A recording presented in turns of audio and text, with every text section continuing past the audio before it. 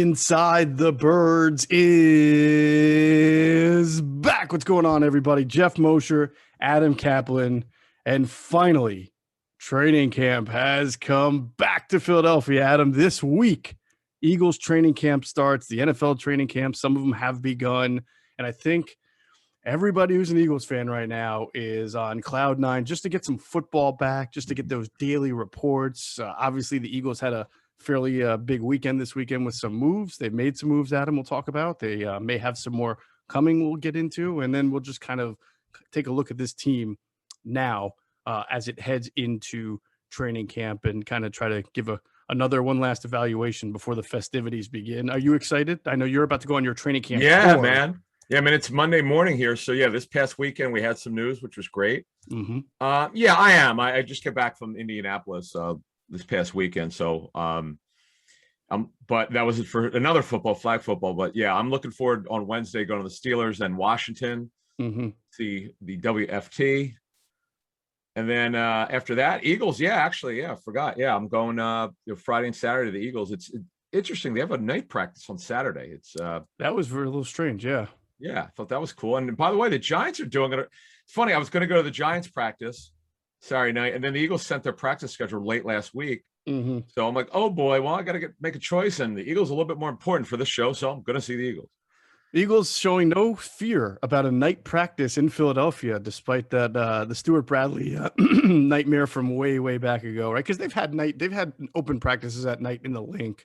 Yeah. I believe for a while. So, I mean, it's not like it's new, but we'll always remember that you call it Fright Night, right? I call it exactly. You got a good memory. I did call it Fright Night.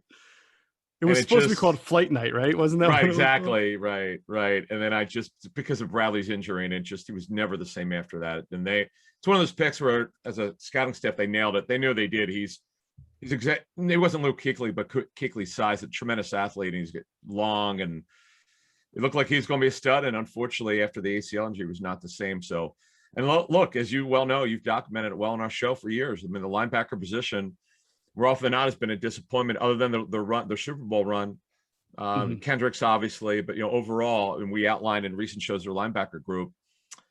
It's just not quite where they need it, but it's a little bit better than it was last year. Absolutely. All right. So make sure you're checking out our interviews recently with Peter King, with Todd Herman's really good stuff on the offensive line from Todd, and Peter King's kind of, as he called it, his view from 50,000 above of the Eagles over what's happened to them over the last 12 to 18 months.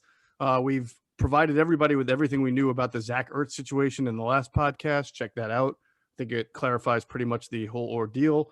We've talked about Kenny Gainwell. We're going to have a Q&A this week, and I look forward to that because I imagine those guys are really going to get into, when they were players, what the first day of training camp was like. For them, Adam, it was that trek up into Lehigh and then checking into a dorm. And, it's such a different animal now. They're in the hotel. They're closer by. They practice at the NovaCare. But I'm sure those guys have some really excellent Lehigh stories because that's when I think that was when like camaraderie at training camp was more of a thing that it might be, in the past now that everybody's kind of at the NovaCare. They do stay at the hotel, but of course the protocols, which we'll get into in a second, from COVID for the last year and now into this year have made things, not made everybody as close as they want to be. Before we get into it, I wanted your thoughts on just the real, it came out Friday that the NFL is coming down hard, at least from a ramification standpoint. If there's going to be a COVID outbreak on a team among unvaccinated players, they took a pretty hard line there. It was actually, Thursday's memo. Right, for Thursday. Sure. So it's not surprising. They're just taking what they had last year. Now it's going to be punitive. They're actually going to nail teams. You can't force players to be vaccinated. They're basically forcing coaches to be vaccinated because if they're not, they can't work. Right. It's going to be interesting to see. Some personnel guys that I know pretty well both said kind of the same thing, that there's going to be competitive advantage. If you're a team that's 100% vaccinated and your opponent's 80 to 85, and a couple of them are star players that are not vaccinated or important players, you've got an advantage. We saw it last year. There was a Thursday night game where the Niners, and unfortunately, they also had some false positives. One of them was Brandon Ayuk, but right. The package that's, Geoff, such an advantage over the Niners, and they absolutely smoked them in Santa Clara. And look, that's going to happen. That's going to happen if the guys don't get vaccinated, and also they're the reason why the team has to have their game rescheduled. Technically, it's really, if it's going to have to be forfeit, if it's a massive outbreak, and because the schedule's tighter now with an 18 game season, they don't have the availability and space. Mm-hmm. They have to forfeit. Mm-hmm. That's going to be bad for those players. It's going to be bad for that team. They got to pay the other team's salaries for that game. Yeah, man, that's rough. That is definitely rough. You think about, when I thought about this, first of all, I think it's really important to explain to the public. Sometimes they see the NFL announces something and they think that it's a Roger Goodell thing, but obviously this is from 32 NFL owners. This doesn't pass through if all owners don't collectively agree, along with the NFLPA, to do it. So there may be some individuals, high owners or others that don't necessarily agree, but it doesn't matter. This is the NFL saying this is what must be done.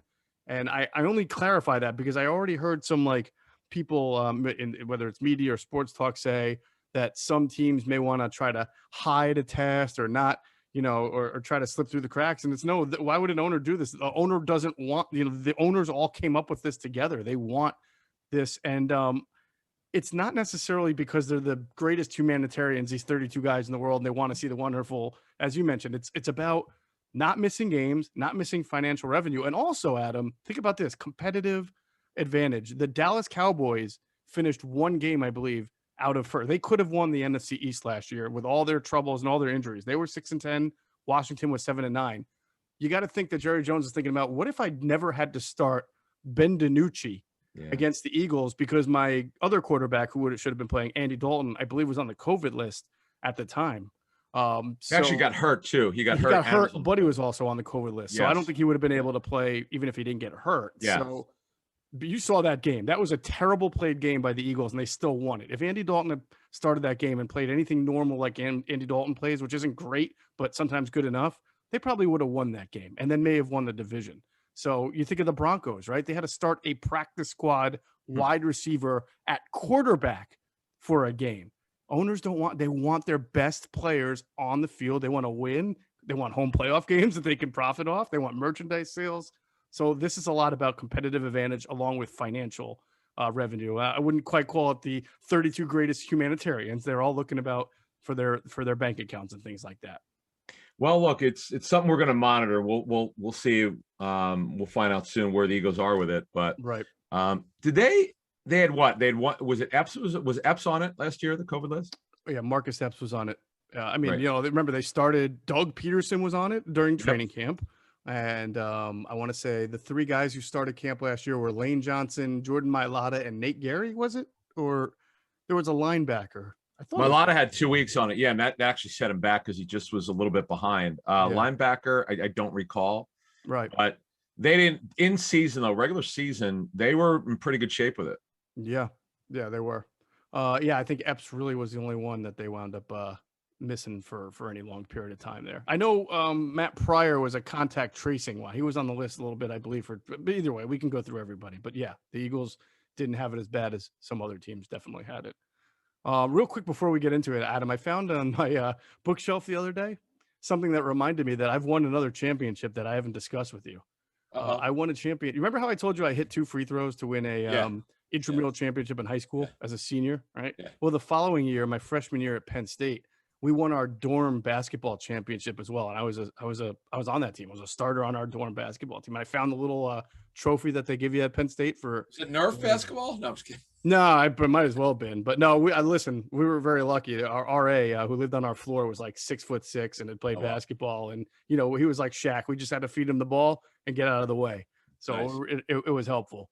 But, hey, we love winning, and we'll never forget those moments where we win our championships. And you and I have retired off the field a long, long time ago, but we're still winning now because we use Deal Dash, the online shopping platform that's actually fun. Deal Dash is the longest running penny auction website and app around. Sound too good to be true? Trust me, we get it. We've seen a car sold for $900, a brand new TV for less than $2. So many great things you can get on Deal Dash for discount prices. So don't be a loser. Stop paying full retail price for the things you want and get on Deal Dash. Go to DealDash.com or download the Deal Dash app. And when you register, enter the promo code ITB for a special offer for some bonus free bids. That's ITB for a special offer for bonus free bids. All right, Adam. So the Eagles made the move that we have talked about. I mean, I'm almost happy that it's done because we can stop talking about it now. It's official. They did sign Steven Nelson over the week, cornerback that they've kind of been flirting with for quite a while now. This is big for them, as far as you and I have talked about before. Not just being able to field a competitive secondary. Now you have Darius Slay, and opposite Slay, you've got a guy who started for several years, not a ball hawk by any stretch of the means. A tough, physical, scrappy type of corner, as Jason Avant described him. And Jason went up against him one-on-one plenty in practice when Steven was a rookie with Kansas City. And so now you don't feel like this, how we would laugh sometimes when we talk about, well, who's going to start opposite Darius Slay there. It does give the Eagles more stability. I think it's an important it's not, it doesn't, to me, I know some people will be like, oh, now we're really winning the division. I don't know. It just makes them more respectable in the secondary is how I see it. Hey, look, it helps them. It helps their depth because now, as we outlined in one of our previous shows, because we had a pretty good idea where this thing was headed. I mean, it was kind of like we felt, you and I were talking privately, like we thought there's a good chance this would happen. Yeah. But I'm like, why is this dragging on? And I'm scratching my head. We knew there were other teams in it, but we said from day one, a couple of things. Number one, we said the Eagles wanted to pay about $3 million in cash. Mm-hmm. And as you reported on our show a week or so ago, I think you said up to $4 million. And what I said, yeah, with upside, that would be the $4 million. And I think, do you have any idea on? I've seen it. Yeah, I saw it reported that it was a 1 year, $4 million contract. But as I understand it, it's a chance to make $4 million. I think it's about in the $3 million range with incentives that can push it to $4 million. There you go. So which we kind of nailed it. We said the Eagles weren't going to pay $8 million or $7 million, but we're going to try to keep it into that, a lower range and then give him a chance to make closer to $4 million. I actually thought maybe they'd give him a chance to make more than $4 million, but it sounds like $4 million is the max that he. That was kind of where, that we were told pretty strongly it was going to be $3 million in cash in that area. The reason is this: the league kind of sees him as a average number 2 corner, and you outlined him pretty well, physical, tough corner, and all that. Right. He's only 28 years old, but he's not a high-end player. He's just not. But, Greg Cosell, though, I'll tell you, Greg was very strong in his praise of him. He likes it probably more than some teams do, but Greg looks at it, a little differently. But he's watching the same tape they are. But look, fact of the matter is, this guy's a starting corner, started a lot in the league, and he's got the ability to play inside or outside, which is important.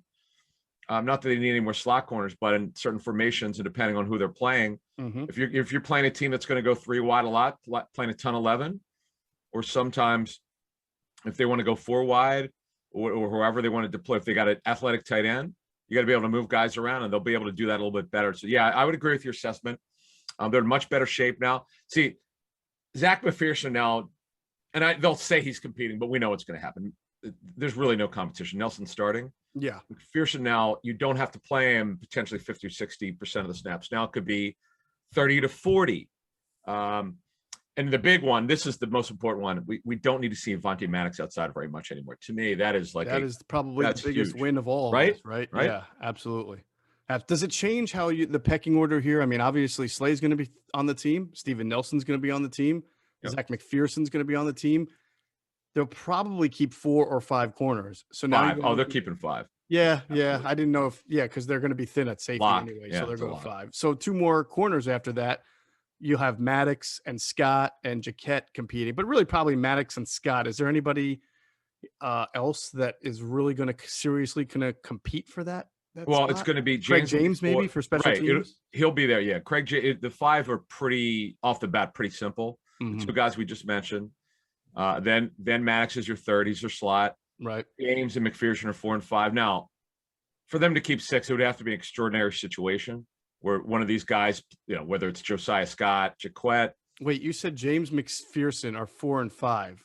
Slay and Nelson are 1 and 2. Who is 3? Maddox is 3. Maddox, James, right. McPherson. Yep. Okay, gotcha. And right. So for a 6 to be on the roster, it's got to be extraordinary. Where one of these guys, the young guys like Jaquette and Scott, you play themselves onto the roster. It's rare for a team to keep 6. It's usually 5 and 4. Sometimes if the player or safety, like they might, if a team's got a guy who's a hybrid corner / safety, sometimes they'll keep 4, but it's that's not something teams like to do because of the amount of 11 personnel that's played around the NFL. Yeah. So, look, I mean, it's something that we felt was coming, and it does get. So I think about week 1 matchups. You make a good point about Nelson's versatility. So week 1, you're going to play Atlanta, right? You're probably going to want Darius Slay on Calvin Ridley. He's their number 1 receiver now. He's pretty good, but you're going to have. Yeah, but again, when you say that, they're going to be Eagles are going to be. I know. I'm just talking about when they might specifically be in man situations. Okay. Right? I'm just trying to think of matchups. Gotcha. So let's say you have Slay on Ridley, and you may want to decide: do I want to put Steven Nelson on their number 2 wideout, whose name escapes me right now, or do I want that feistier, bigger, stronger guy on Kyle Pitts now to give Kyle a good, or do I trust Devontae Maddox to be on Kyle Pitts with Devontae being about 5'8" on a good day, right? So it gives you a little bit of optionality there. Yeah. So right. So Russell Gage is probably going to be that guy who had a breakout season. Yeah, he did. Yeah. Pretty very quietly though. And then Zacchaeus was an undrafted free agent in 19 who could run. He could do that every once in a while, but I think that's a team you can hang in against, no doubt. But here, I'll tell you what, man, when they play the Giants, I know that Jason Garrett's going to be a lot of 12, but he could do a lot of 11 because they're loaded at receiver now. Dallas is going to be heavy 11. That's going to be their dominant formation. Yep. But without that veteran, we knew they're going to add one. People ask us about Drake Kirkpatrick. I think we talked about it a little bit in one of our recent shows. Yeah. If you didn't get Nelson, it had to be for Kirkpatrick. I say that because if you look at the rest of the corners, there's nobody else. I know. It would have been pretty dire. Would have been very dire. Yeah. In some ways, he's like a savior, even though he's not necessarily an all-pro type of player. He's definitely someone the Eagles needed. And by the way, we reported last pod that it wasn't just that they were interested in him, but he was also interested in them. Oh, Nelson, yeah, Steven Nelson. He had some looks from the Bears. I think we heard the Falcons. But clearly, as we've said all along, this would be the place where if you were going to have some incentives in your contract, you'd probably be likeliest to earn it here because you're going to start right away. You may get your hands on a few wayward balls, interceptions here. You're going to get your time here. It's going to be very hard for Steven Nelson not to be on the field unless he gets hurt. So that's a good thing here. And I think it's a pretty logical fit. Absolutely. To finish this off, this is the one team when you look at it if you're Steven Nelson, because Atlanta, okay, so they don't have one veteran really at corner, one established veteran, but they're talented. They're very young at corner, and they could have used a guy like that. But and it's funny, people are picking Atlanta and the Eagles as a bottom 5 team. I'll take the Eagles over the Atlanta this season. We'll see, obviously in week 1, but I think the Eagles will. Yeah, I think Eagles might be a little bit better than them, but we'll see. It's Atlanta, no more Julio Jones and no coaching staff, so we'll see. Have to see how they do. I kind of see it as a coin flip. I feel like they're kind of even teams with different kind of strengths in different areas where they already have their proven talent. Yep. But we'll see. We'll see. You know how I don't know. I'm sure Vegas already has a line. I imagine the Falcons are favored because they're home, but only by maybe 3 or something like that. I'd like to look at. I'd like to look at how these rosters have changed since the playoff game in the 17 season. Oh man.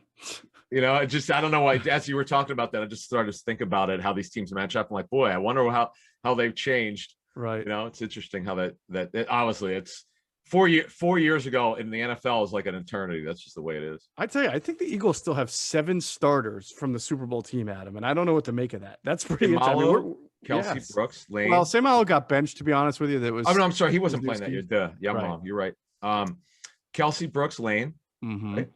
Kelsey, Brooks, Lane, McLeod, who will be a starter once he's healthy. Zach Ertz, technically still on roster. I wasn't even counting Zach. I was. I thought there was 1 or 2 Fletcher. more. Oh, I'm sorry. Fletcher Cox, Brandon Graham. Yep. And so that's 6 Derek right there. Barnett. Right? And Derek Barnett. Yeah. So, I mean, that's pretty amazing. Yeah. In this day and age, sure, for sure. Yeah. All right. Download the top-rated DraftKings Sportsbook app and use promo code ITB when you sign up to turn $1 into $100 in free credits if America wins a medal. That's right. All America has to do is win a medal, and you can get $100 in free credits when you turn $1 into $100 using the promo code ITB on the top-rated DraftKings Sportsbook app. By the way, the Eagles cutting, obviously, Willie Henry. We hardly knew you, the defensive tackle, to make room for Steven Nelson. So that just thins out that defensive tackle competition a little bit more. we'll get into that. Yeah, we'll get into that in terms of We teammates. will. Yeah, yeah. But Willie Henry, I mean, it's not like a guy's done much in the NFL, but at least he's experienced. But he's bounced around a former 4th round of the Ravens. But he is gone. So as of Monday, geez, they're down to 7 D tackles. I mean, that's a little bit light for training camp, but we'll see if they do anything else there. Right. They weren't going to release anybody else, right? I mean, they've got their young cats, the 2 kids they drafted, the 2 starters. That's 4 right there. They've got Hassan Ridgeway was a 5th, and then the 2 other guys they've got like T.Y. McGill and who am I missing? I'm probably Raekwon Williams. They're either young like Raekwon Williams and have upside, or McGill, who knows the defense, has been with the team a little bit, so it made kind of sense there. Why don't we take a look now at kind of what's left for the Eagles here? Sure. We'll start with the offense, right? I don't really think. I think they're fairly complete now, except the one thing we've discussed, which is wide receiver. They're still very young at wide receiver. You know, it's funny. For years, I'm like, they got to get younger. Enough of these older guys, and it's fun. Now, the script is flipped. I'm thinking, as you brought that up, do they need a veteran? And I'm struggling with this one because I want to see Fulgham, Rager, and Devontae Smith play the majority of the snaps. They will. After that, you know, obviously Ward's your slot. You got 4 guys who are going to be in the rotation. See, there's always that argument. Do you want a older guy taking snaps away from the younger guys? And it's a very fair question. I know the fans were up in arms when Jeffrey came back and took Fulgham snaps. After over the series of weeks, he sure did. And that was obviously a major mistake by the coaching staff. Whether it was their decision or not, they was stupid. And Fulgham didn't handle it very well. He struggled a little bit. We would later find out, as we reported back a couple months ago, that he had ankle surgery. Maybe these ankles bothering him, though he wasn't on the injury report for it. Nevertheless, I would say that if you're going to do it, you bring in a guy who's near the end of his career, who's good for the locker room, who's going to be non-threatening in terms of we know the guy doesn't need to play 50 snaps. He'd be happy with 20 to 25. I'll be all for that. But other than that, I would not do it. I'd just let the kids play. And you and I talked about Fitzgerald a free agent, by the way. He is, but he said it 50 times. He's only going back to Arizona or nobody. I was just messing around. Oh, he'd be awesome. Like a veteran who's and I don't know if that guy exists anymore. Although, see, my issue with Fitz is this. They've drafted 2 slots. The Cardinals have. Yeah.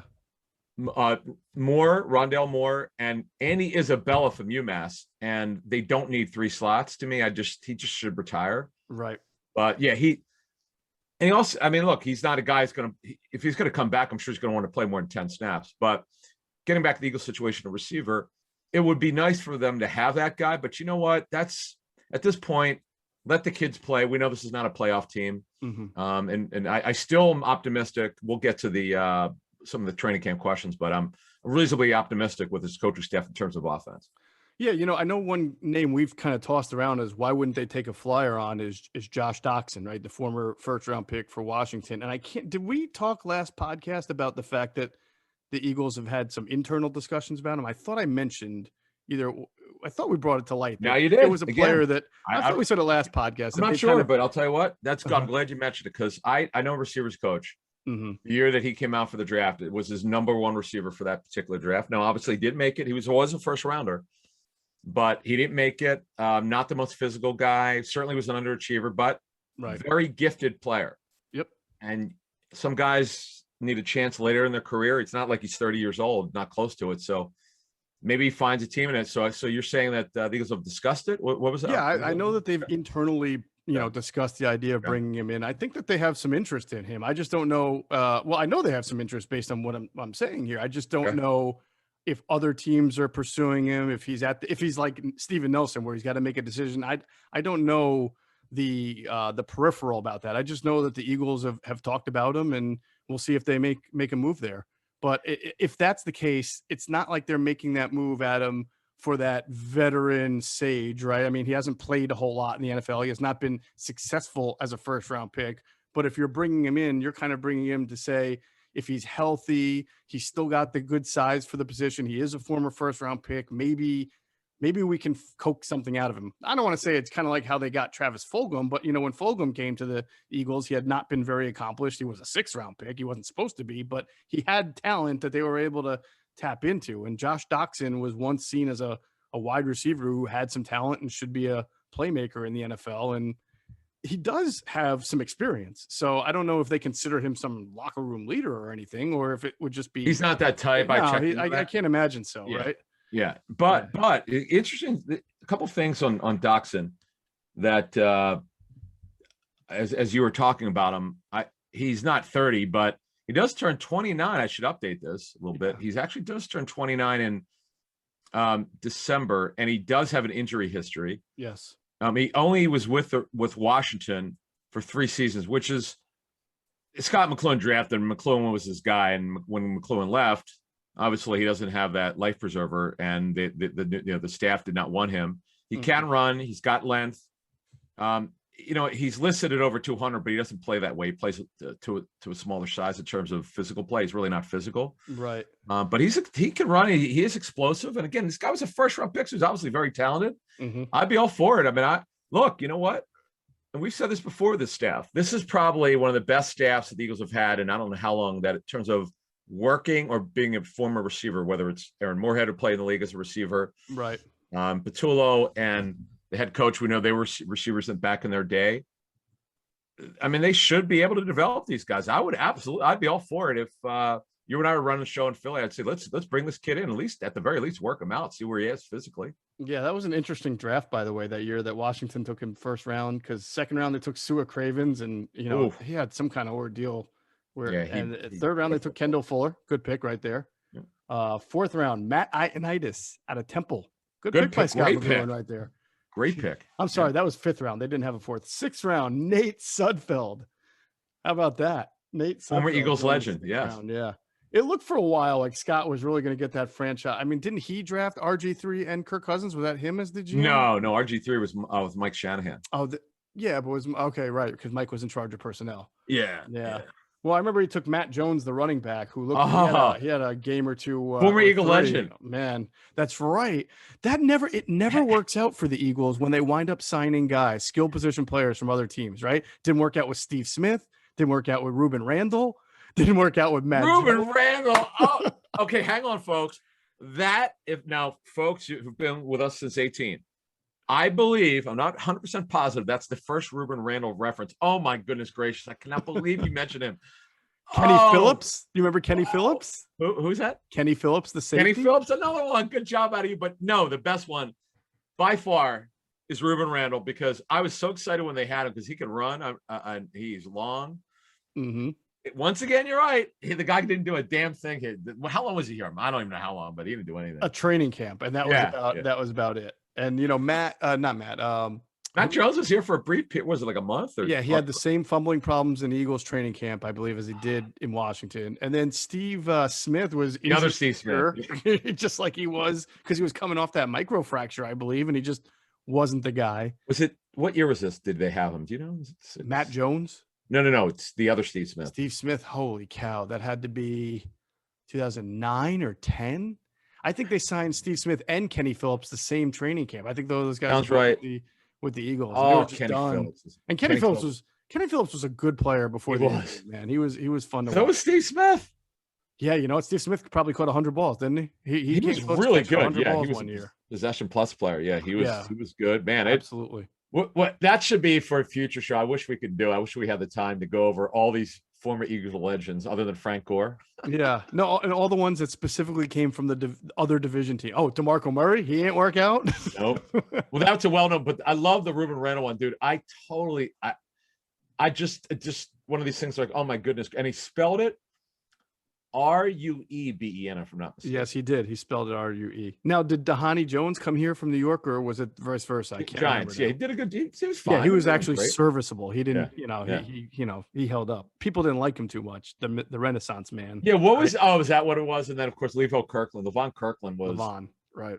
Right. He was, gosh, he might have been close to 280, 290 when he was here. Oh, I got another former Giant that didn't work out well here. Will James. Will Peterson. Remember, he changed his name from William James to William Peterson, or was it William Peterson? That. He was the cornerback. Right. But I don't remember him. Man, I just don't remember him. Yeah. Well, that's because he wasn't very good with the Eagles.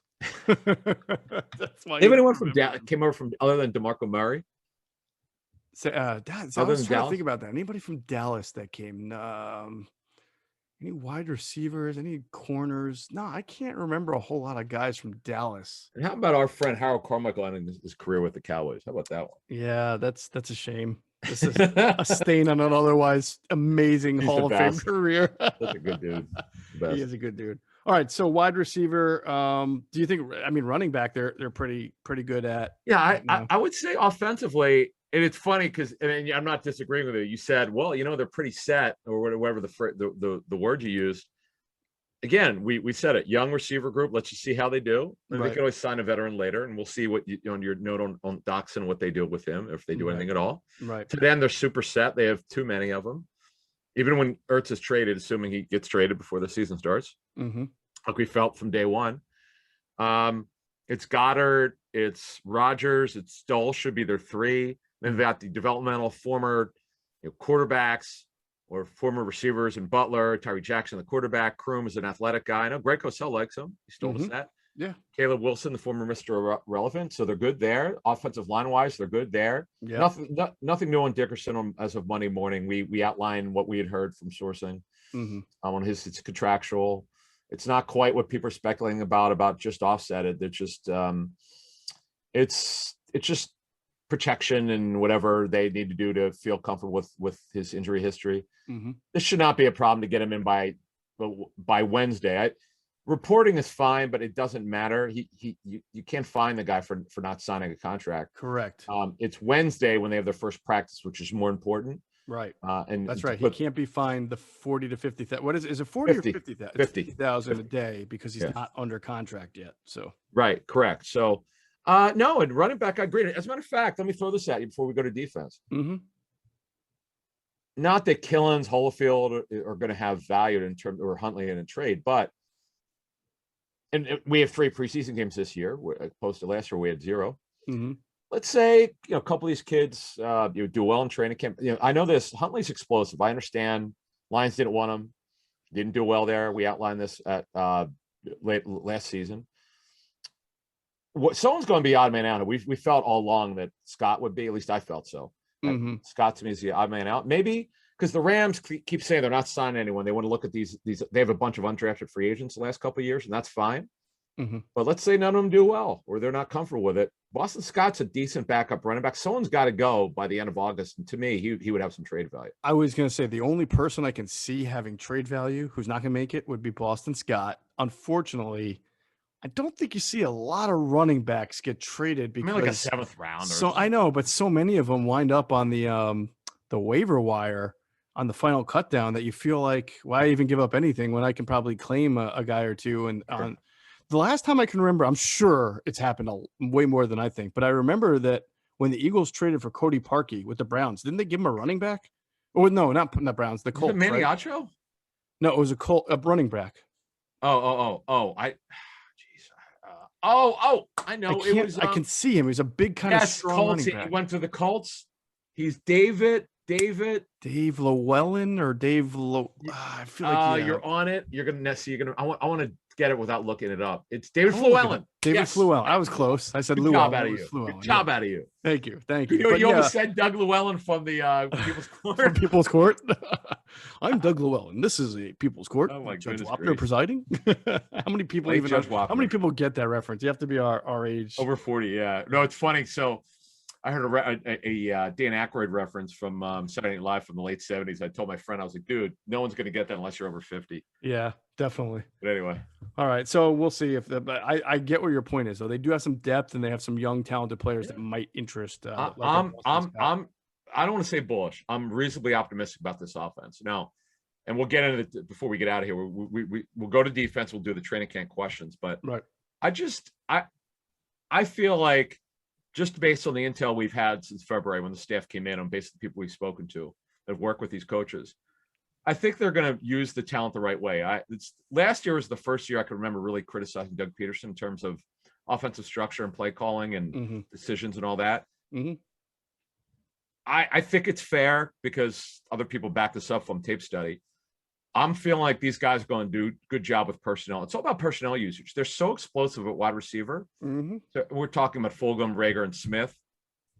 and obviously Sanders, who's Greg Cosell told us. I mean, boy, he was so out in front of all the negativity on Miles Sanders is based on what Greg said is not. It's just false. It's not what the tape showed. Right. So in the Gainwell, we talked about how we think he's going to have a bigger role than people think. So yep. I And believe of course, Goddard, you can't discount Goddard, him. yeah, I mean, sorry, he my is bad. a Yeah. yards Yep, after the catch kind of guy. Yeah. Yeah. Oh, yeah. And he can run. He could. I'll never forget that the play that called back on that phantom push off against Dallas. Cowboy game. Awful. 75-yard touchdown. I mean, dude, he can move. You're absolutely. He's a vertical tight end. So you're right. There's a lot of upside with his offense. I cannot wait to see these guys. Yeah, it should be fun. All right, so let's talk about the defense now. We'll start with the defensive line. They're still kind of the same at defensive tackle, where you would wonder if they had an injury to Hargrave or Cox, and a D tackle now has to step in and play 2 or 3 games, who that guy would be. Right now, it's Hassan Ridgeway. Yeah. Ridgeway they like, but he's barely played. I don't. Yeah. This is where they were going to make one move on defense, other than maybe trading for Jordan Hicks, who I think is sort of a long shot, but I wouldn't completely rule it out. He's got a very cheap contract now after his pay cut, but getting back to D tackle, you're right. I mean, if somebody gets hurt at D tackle, where are you going? They don't have that veteran to go to. They don't have anyone who's done it before. So right, it's a problem. It's an issue for me. Milton Williams has never played in the NFL. He's a rookie. Tui Pelotu, oh, they like, but he hasn't played in the NFL. McGill's barely played. I know he knows his defense because he knows Gannon, but yeah, I don't know. No, I mean, you have DNs like Brandon Graham who can move inside in pass rushing situations and rush from the defensive tackle spot, but they certainly don't have someone, as you're bringing up here, who, if you need first, second down, you need them to play 65% of the snaps at the D tackle position and be able to do everything, can do that. So, and so you hope that the rookies really shine through here. And no Vinny Curry. As you're saying that, I thought of Vinny Curry because he could, on base downs, he could give him snaps at D tackle. Right. So obviously you would like him rather than nickel slide in. They don't have that opportunity. Right. Well, the Josh Sweat has played inside before, but man, it's again as a pass rusher though. Only, right. Yeah. Right. In nickel, but yeah, he has played DN and base. It's a problem. They don't have that veteran D tackle. To me, that would be the one position now that they've gotten Stephen Nelson, though. It wouldn't be such a bad thing for them to add one more veteran, but I'm sure they want to look at McPherson, don't want to limit his snaps too much. So, yeah, I would say D tackle certainly would be a place to look at. And it's funny that we mentioned this. It's the one position in free agency. There are a lot of bodies out there. Now, the problem is, though, it's either super high-end guys or guys like Bo Allen is out there. Bo's out there, obviously knows the Eagles very well. There are a bunch of nose tackles out there, and you noted that the Eagles were looking for nose tackle. They have that guy for whenever they need it, so they're good there. Right. There are a bunch of high-end veterans like Geno Atkins, Jarrell Casey, K'Wan Short. Oh, you know what? I mean, I know they won't, but I would really, really seriously look at K'Wan Short. A lot of injuries, but he's so gifted. Very good player when healthy. Yeah, I'm told a Panther source said that they haven't ruled out bringing him back. They weren't going to pay him what he was going to make, and they haven't shut the door. But right, I think that's a great name. Yeah, I agree because he's had an injury history. He was released, and you would think he'd be humbled a bit because he doesn't have a deal yet. So that'd be a good one. Yeah, and again, just to go back in the past, the last few years, their third defensive tackle has been a really experienced player, whether last year it was Malik Jackson, whether 2 years ago it was Haloti Ngata, and then before that, it was Bo Allen. Now, not all of them worked out. You know, Haloti wound up being injured for a lot of the year, but the point is they went into the year feeling good about their experience and depth at that third DT spot, where they probably can't feel the same way. They just have to hope the rookies play well, but you can never bank on that. All right, linebacker, Adam. They have a lot of bodies. I mean, I still think this is a position where they're always going to be looking at who's available, and by the end of camp or cut down, maybe there's something done there where they bring a guy in after they've evaluated what they've got here. Well, see, here's the thing: they're going to be a nickel team. We were pretty confident in that, right? They're going to be 4-2-5. So. Is it imperative? Not really, because the guys are going to play. We think, right? We think at TJ Edwards we're making for a rundown guy. Right. He's a one rundown guy. They have Singleton's obviously making it. Eric Wilson will be starting. Yeah. You only really need 5 in today's NFL. Right. I mean, Davion Taylor's on the team. So to me, I mean, Jannard Avery. Well, I know. I mean, that's the point. Is I feel like Edwards could be a guy that you can upgrade over if you wanted to. You get yourself a guy who can stop the run and cover a little bit more. You know, I mean, there's guys out there who can do that. Yeah, coverage linebackers are hard to find. Well, put it this way: the same thing we talk about with defensive tackle, right? Let's say either Wilson or Singleton gets hurt, has to miss 2 or 3 games. Are you starting Davion Taylor? Are you starting No, TJ Edwards? You can't even start TJ Edwards because you got me a liability in nickel. So yeah, I mean, we'll see. We have to see how some of the right. It doesn't hurt if they don't get anyone hurt because you're only going to play 2 guys. Mm-hmm. But the thing is, as you said, they don't really have any depth of guys who've done it for. It's Wilson and Singleton are probably your 2 starters, right? And then Sean Bradley is a backup special teamer. Jacoby Stevens, I just talking to teams who graded him, people find it interesting the Eagles going to make him a linebacker. They're not sure if he can play it. Mm-hmm. You heard Cosell talk about it on our show when we broke down the Eagles we broke down the NFC East. Mm-hmm. And as you mentioned, Davion Taylor's a wild card. We really have no idea what to expect from him. Right. That's why I said at the end of camp, they'll have evaluated, they'll have known if they think Taylor is ready to make a big step or if TJ Edwards is better cover than he's been in the, they'll have that all figured out and realize, can we go into the season with these 3 or top 3? They'll probably know by, or do we need another one? I agree. They'll probably know by mid-August, I would think. Kind of, because you'll know the first practice is Wednesday, but remember, they're not going to be in pads for a bit. Right. So you figure first week of August, we're going to start getting some hard information here, or even next weekend. And then, actually this coming weekend, technically. And we'll see how these guys do. But that is certainly better than last year. But quite frankly, it's not much better on paper. If Eric Wilson's, because they're playing a new scheme where he's only brought here for the scheme. Mm-hmm. If he is a great scheme fit like they think and he plays well, great. And then they're in better shape than last year. No doubt about it. All right, corner safety. We already addressed cornerback, so I think we filled that. Just safety. I mean, we know that they don't have very many bodies. I don't know what they're going to do there, but they're going to probably do the same as linebackers, see what they've got, and then, evaluate it by mid-August. Yeah. Someone, Marcus Epps, somebody's got, Kevon Wallace and Marcus Epps are the 2 guys who've got to show that they're ready to contribute. And we know Epps knows this defense. We're playing in it previously. So we'll have to see. Wallace is sort of like the wild card. We'll see if he's more than, if he's just more than a guy could play in the box, whether he could play deep. We'll see. We will see. All right. Let's get into just a few questions facing the team entering training camp. First, we'll remind everybody to check out our friends at PHLSportsNation.com, enhancing the fans' experience with their coverage of all professional Philadelphia sports teams. Good podcasts as well. For the fan, by the fan is their motto. So make sure you check them out. And they're also on Twitter at PHL Sports Nation. Now let's pause real quick for a word from our great sponsors, including our friends at Sky Motor Cars. And if you stop into Sky Motor Cars out in Westchester, make sure you tell them Adam and Geoff sent you. You'll get a great deal. All right. I think the first question entering, training camp is the fairly obvious one, right? I mean, they have a new head coach, Adam. It's all about, is Nick Sirianni ready for this moment? It is to me. And I know some people are like, oh, that's not even a question. Or, your diehard Eagle fan thinks he's going to be great. After his opening press conference earlier this year, people were like, who is this clown? It's a tough question to answer. I know he's got all the energy in the world. He's big on competition. That's great. And there's a lot of positive momentum going for him. Mm-hmm. He's just a very positive guy, and that's great, like Doug Peterson. But I think he's going to hold his players and coaches accountable, which is important. The latter, especially in today's NFL. But the fact of the matter is, we just don't know enough. Another team did not put in a request to talk to him to be a head coach. Look, same thing with Doug Peterson, 16.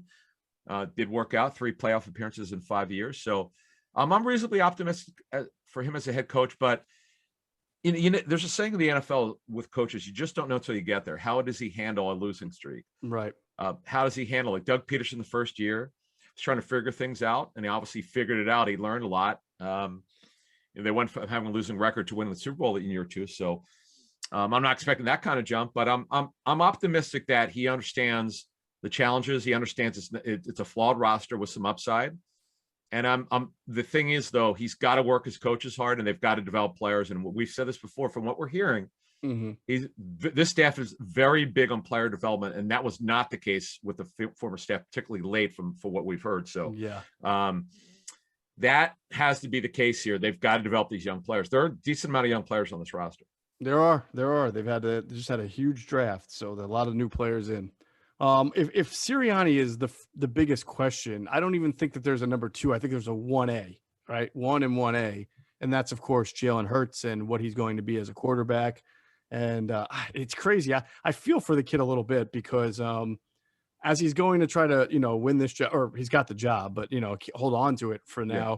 It's like the whole Deshaun Watson thing. You can't ignore what's been said and reported and out there about Deshaun Watson. So it's got to be in the back of his mind somewhere, and that's kind of rough to have that hovering around you. But I imagine he'll handle it well. He's handled a very difficult year last year about as well as anybody could. Yeah, and I think being son of a coach helps. I do. He's a pretty grounded kid. We know the players really like him, support him, and all that. But the thing is, I think you just mentioned this in passing.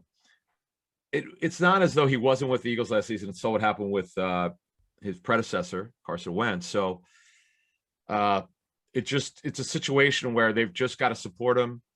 No matter how it goes for him, when it's not going well, support him. He's going to work hard. It's important to him. We'll see what happens, but obviously you're right. 1A, Jalen Hurts and how he performs is a major question.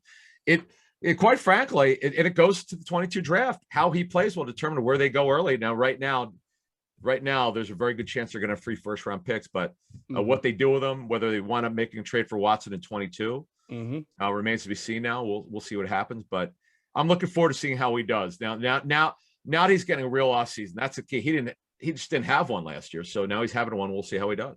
I can only imagine what it's going to be like all year long. After maybe like 2 good games, it's going to be he's going to be great. We don't need Deshaun Watson. Then they lose a game against like a division team. This market, man. They lose like 23-16 or 13 against New York in the first time they play him, and it's going to be like, how quickly can we get Deshaun Watson in here? This guy can't even beat a division team. I remember Carson Wentz's first year. He was a god when he was 3-0, and then when they lost to the Giants, and he was Doug tried to run him on some quarterback keepers on 4th down, he would get stopped and he threw some interceptions. It was like, this guy is a totally unfinished product. Like, really? No, of course he's a rookie product. Right, exactly. That's funny. Course. So look, you gotta love the ebb and flow of an NFL season. That's the fandom, man. It's all good. We get it. Yeah. The next one to me is also huge. I know fans are sick and tired of the offensive line getting hurt. We still, to this day, Geoff and I did a show 3 years ago where we broke down. It was actually we taped this one at the bar near 30th Street Station, the Market Tavern. Right. And we broke down what we'd heard medically. We spent like, easily half an hour talking about their medical staff. The whole show was on that. Yeah. Yeah, exactly. I don't know. People want answers.